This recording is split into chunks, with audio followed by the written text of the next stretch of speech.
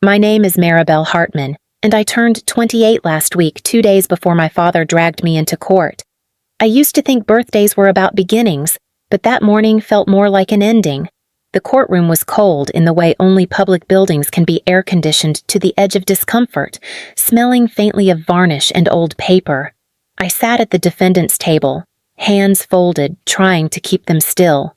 Across from me stood my father, Congressman Douglas Hartman, immaculate in his navy suit, voice crisp and commanding. He'd practiced that tone on campaign stages for years. "Your Honor," he said, gesturing toward me like I was an exhibit. "My daughter lacks the maturity to manage the estate her grandfather left her.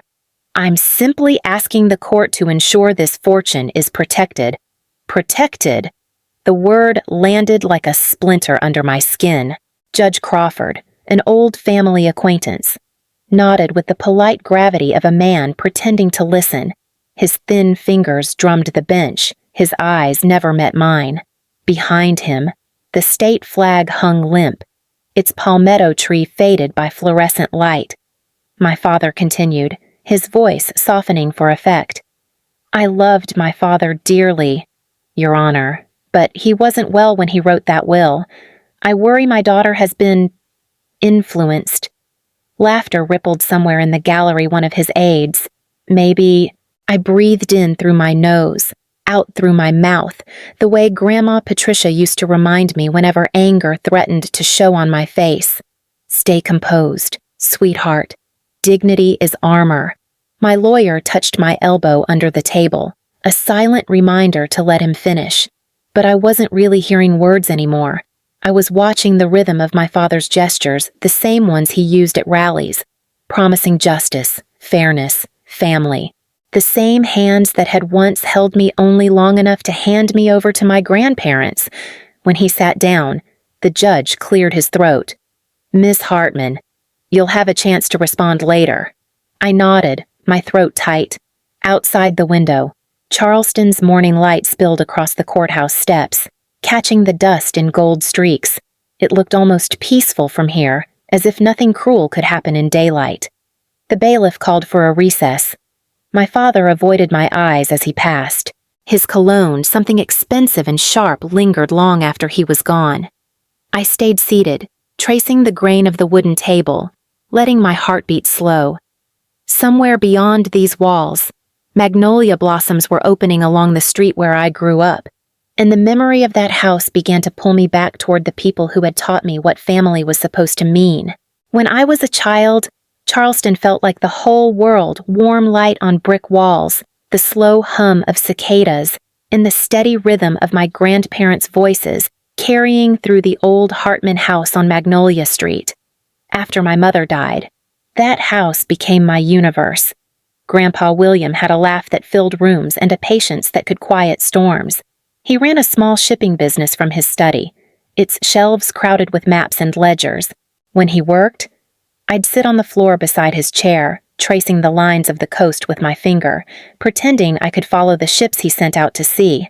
Grandma Patricia moved through the house like music, always humming, always painting. Her art room faced the garden, where roses climbed the iron fence and magnolias bloomed thick and sweet. She said colors spoke the truth better than words ever could. Sometimes she'd hand me a brush, guiding my wrist until my small strokes found their shape. Those days didn't need explaining. They were safe, unspoken promises of love. No one mentioned my father. If a photograph of him appeared in the newspaper, Grandpa would fold it away. When neighbors asked about Douglas, Grandma smiled politely and said, "He's very busy in Washington." At night, when thunder rolled off the harbor, I'd crawl into their bed and listen to the sound of their breathing. The city might have been crumbling outside, but inside that room, everything stayed whole. Now, sitting in that courtroom, I could almost smell the turpentine from Grandma's studio, hear Grandpa's low hum as he balanced his books. They had given me a childhood untouched by my father's indifference, a small, steady world built entirely on love.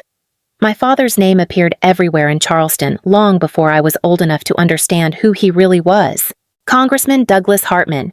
The newspapers wrote it in bold. The evening news said it with admiration. To the city. He was a man of purpose, a polished voice promising reform, stability, and family values. To me, he was an absence that filled every quiet space. When I turned 10, I saw him in person for the first time since I could remember. Grandpa had taken me downtown for ice cream, and we passed a parade of black cars outside the courthouse. My father stepped out, shaking hands, his smile wide and perfect. Cameras flashed, and the crowd clapped. He didn't see me, though I stood close enough to smell the cologne I would later recognize in that courtroom. Grandpa's hand tightened around mine, and we walked away without a word. At home that evening, I asked if my father had ever been proud of me. Grandpa looked up from his newspaper, his expression unreadable. Pride, he said, is something a man earns through love, not performance. That was the end of it. In the years that followed, my father became a shadow over every conversation, every family gathering. His name carried both weight and silence. Grandma never criticized him, but her eyes dimmed when she spoke of the past. Sometimes she'd pause over a letter he never answered or a holiday card returned unopened. On television, he looked like the man every voter wanted to trust: steady voice, warm handshake, a pin on his lapel that caught the light just right. I would watch from the couch, trying to imagine him as my father instead of a headline. No matter how hard I tried, the man on the screen always felt like a stranger playing a role written by someone else. As I grew older, the house on Magnolia Street became more than a home. It was a classroom where love and patience were the only subjects that mattered. Grandpa taught me to balance books in his study, his pencil moving slowly across the pages as he whispered that numbers told stories, 2 stories about honesty and responsibility. He believed a person's worth wasn't measured by what they owned, but by what they kept true. Grandma filled the rest of my world with color. Every morning she opened the windows wide to let the sea breeze in, saying the air carried forgiveness. She painted for hours, sometimes letting me mix pigments for her. When I complained that my hands shook too much to paint straight lines, she smiled and said, "That's good, sweetheart. Straight lines belong to fences, not people." Their lessons seeped into me without effort. From Grandpa, I learned calm in the face of anger. From Grandma, grace in the face of disappointment. Together, they made me believe that dignity wasn't pride, it was steadiness. In high school, when other kids fought to be noticed, I learned to listen instead. I volunteered at the docks, helping the workers read shipment ledgers, and in the evenings, I helped Grandma prepare tea for her friends. Those quiet hours made me understand what family really meant. It wasn't about shared blood or perfect photographs, it was about showing up, even when no one else did. The summer I turned 24, the house on Magnolia Street began to grow quiet in a way that felt unnatural. Grandpa had been slowing down for months, though he insisted it was only the heat. The man who once lifted heavy boxes in his warehouse without breaking a sweat now struggled to climb the porch steps. Grandma tried to hide her worry behind her usual routines: painting, baking, humming to the radio, but her hands trembled whenever she poured his tea. One humid afternoon, she called me upstairs. Grandpa wanted to see me in his study. The room smelled of cedar and old tobacco, the windows half open to the thick golden light. He sat at his desk, a folder open in front of him, his spectacles folded neatly on top. His lawyer, Mr. Langley, stood near the bookshelf, his expression respectful and still. "Come sit, Maribel," Grandpa said, his voice thinner than I'd ever heard it. "We need to talk about the future," he explained slowly, pausing for breath between sentences. Everything he had built, the shipping company, the properties, the savings, would be left in my name. He had already arranged the legal documents. "Your father has made his choices," he said. "Politics took more from him than he'll ever admit. I won't let it take what's left of us." I wanted to protest, to say that it would cause trouble, but he raised a hand and smiled. "Trouble passes, sweetheart. Legacy stays." Grandma entered then, a paint smudge on her sleeve, and stood behind him, resting her hands on his shoulders. "He means it," she said gently. "You've got his steadiness, and maybe a bit of my stubbornness too. You'll know what to do with it." When Mr. Langley asked me to sign the witness page, my hand shook so hard I could barely hold the pen. Grandpa reached out, steadying my fingers. "You're not signing for money," he whispered. "You're signing for responsibility." The late sun flickered through the curtains, casting long stripes of light across the desk. I memorized every detail: the sound of his breath, the faint scrape of the pen on paper, the warmth of Grandma's hand against my shoulder. It was the last time the three of us would ever sit together in that room. 3 months after the funeral. The house felt too large. I tried to fill the silence with work, sorting through Grandpa's files, tending the garden Grandma had loved, keeping the routines alive so I wouldn't fall apart. Some days, I left the radio on just to hear another voice. It didn't help. Grief had a sound of its own, soft, relentless, like rain on old wood. The letter came one morning in a thick white envelope marked Hartman and Cole, Attorneys at Law. For a moment, I thought it was a final business matter, something left unresolved in the estate. I opened it at the kitchen table, a mug of untouched coffee beside me. The words blurred before I reached the second paragraph. My father was contesting the will. He claimed I was emotionally unstable and incapable of managing large assets responsibly. The complaint suggested that the inheritance should revert to him as the legitimate heir. It was written in the detached, polished language of men who believed signatures could rewrite bloodlines. I read it twice, then a third time, until my vision steadied. The anger didn't come right away. First came disbelief how someone who had never shown up to a single graduation or holiday could now claim to be acting in my best interest. Then came a hollow kind of clarity. This was never about me. It was about control. When I brought the papers to Mr. Langley, he removed his glasses and sighed through his nose. "He's hired a powerful firm," he said quietly. "They'll fight hard." "I'm not giving up," I answered. My voice sounded calm, but my hands trembled. Mr. Langley nodded once. "Then we'll fight harder." That night, I sat at Grandpa's old desk with the windows open, the scent of magnolia drifting in from the garden. The city outside was asleep, but I couldn't close my eyes. My father's signature glared up from the page under the desk lamp, confident, deliberate, a man's claim to what he thought was his by right. I folded the document carefully and placed it beneath a photograph of my grandparents, their faces steady and kind in the fading light. By autumn, the case had become more than legal paperwork. It was a quiet war unfolding in letterheads and court dates. Mr. Langley worked late most nights, his office stacked with folders stamped Exhibit A and Affidavit. He spoke cautiously, the way people do when they already sense the game is rigged but can't admit it yet. When he told me the name of the assigned judge, something in his voice shifted. "Judge Crawford," he said, adjusting his tie as if the words themselves made him uncomfortable. "He's an acquaintance of your father." How close an acquaintance, I asked. Langley hesitated. They served on a few community boards together. Played golf, I believe. That word golf hung in the air, light and poisonous. In Charleston, golf wasn't just a pastime. It was where favors were exchanged, where power whispered behind manicured lawns. That evening, I drove to my grandparents' old storage room and opened boxes of newspaper clippings Grandma had saved over the years. She'd always been proud of local achievements, even if my father's picture made her smile dim. The archives smelled of dust and ink. I spread the papers across the floor until I found what I was looking for: photographs from campaign fundraisers, charity galas, and ribbon cuttings.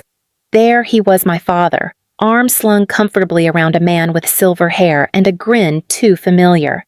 Judge Harold Crawford. One photo became 2, then 6. Golf tournaments, dinner parties, a Christmas charity ball where they stood side by side beneath a banner that read, "Leadership, Integrity, Progress."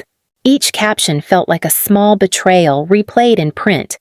I gathered everything into a folder, my heartbeat steadying with each new piece. It wasn't anger driving me now, it was precision. The kind Grandpa used when balancing books. Every lie has a pattern. He once said, "You just have to follow the numbers until they reveal themselves." The next morning, I took the folder to Langley. His eyebrows lifted as he flipped through the images. "This could prove bias," he murmured, more to himself than to me. "But it's risky, alleging misconduct against a sitting judge." He trailed off, measuring my resolve. "I'm not accusing him," I said. "I'm showing the truth." Langley nodded slowly. "Then we document everything. Dates, events, witnesses. If this goes to the ethics board, it must be airtight." Over the following weeks, I spent my evenings building a timeline. My father's donations to political funds, Crawford's rulings favoring his allies, every overlap marked and cross-checked. Each connection made the air feel heavier, but also clearer. By the time winter crept into Charleston, I knew what I was walking into: a courtroom where decisions were already written, where justice was a matter of friendship. Still, I kept the folder close, the way Grandma once held her sketchbook, like something fragile, but capable of revealing a truth no one wanted to see. The morning of the hearing arrived with a gray sky and the heavy stillness that comes before a storm. The courthouse steps glistened from a night of rain, and the marble floors inside carried the faint echo of every footstep. My lawyer, Mr. Langley, walked beside me, quiet but alert. We had rehearsed our statements until they felt like muscle memory, but the moment we entered the courtroom, I knew rehearsal wouldn't matter. Judge Crawford sat high above us, his expression smooth and unreadable. My father was already there, talking softly with his attorney, a man whose suit looked as expensive as his smirk. When the proceedings began, their side wasted no time. The lawyer painted me as a grieving young woman with poor judgment and emotional instability. He spoke of financial risk, irresponsibility, and the need for mature oversight. Each word landed like a drop of acid. I kept my face still, hands clasped in my lap, hearing Grandma's voice in memory. Steady hands, steady heart. When it was my father's turn, he played his role with perfection. His tone softened, his shoulders lowered, and he addressed the judge like an old friend. "All I want," he said, "is to ensure my daughter's future is protected." Crawford nodded slowly, as if reassured. Langley shifted beside me, a quiet exhale of frustration escaping him. Every objection he raised was met with a polite dismissal. The outcome already had a shape, invisible but solid. By recess, the room buzzed with low murmurs. My father avoided my eyes again, the same practiced indifference he'd carried for years. I looked down at my briefcase, where the folder of evidence rested beneath my notes. Its weight was the only thing that kept me grounded. The hearing would resume after lunch. I already knew what I had to do. When the bailiff called the court back into session, the air inside felt heavier than before, as if everyone sensed the outcome was already written. I took my seat, the folder of documents resting against my knee. Judge Crawford adjusted his glasses and motioned for the next witness. My father's lawyer rose smoothly, confident in his momentum. They had built their argument carefully, a portrait of me as the sentimental granddaughter, incapable of reason when emotion intervened. My father sat with a posture that mimicked concern, his brow drawn just enough to look paternal. I had seen that expression on campaign posters when it was finally my turn to speak. I stood slowly. The sound of my chair scraping the floor drew every eye in the room. I walked to the witness stand and placed my folder on the edge of the table. The judge looked at me with polite detachment. "Miss Hartman," he said, "you may proceed." "Your Honor," I began, my voice steady despite the pulse pounding in my ears. "Before I respond to the plaintiff's claims, I need to address a matter of ethics that concerns this court." The room shifted, papers rustled, whispers flickered through the benches. I opened the folder and pulled out the first photograph. "This," I said, holding it up, "is a photograph of my father and yourself at the 2018 Hartman campaign fundraiser." Here is another at the 2019 charity golf tournament, and another from the 2021 Christmas Gala, where you sat together at the head table. The judge's complexion paled as I placed each photo in front of him, one by one. In total, I have 17 documented instances of social or professional connection between you and the plaintiff over the past 7 years. I continued. I also have record of 3 prior rulings in which you decided favorably for his political associates. A murmur rippled across the gallery. Judge Crawford reached for his gavel but didn't strike it. His hand trembled slightly. I want to be clear, I said, meeting his eyes. I am not accusing you of wrongdoing. I am stating that any ruling you issue today, in light of these connections, would raise a clear question of conflict of interest under judicial ethics law.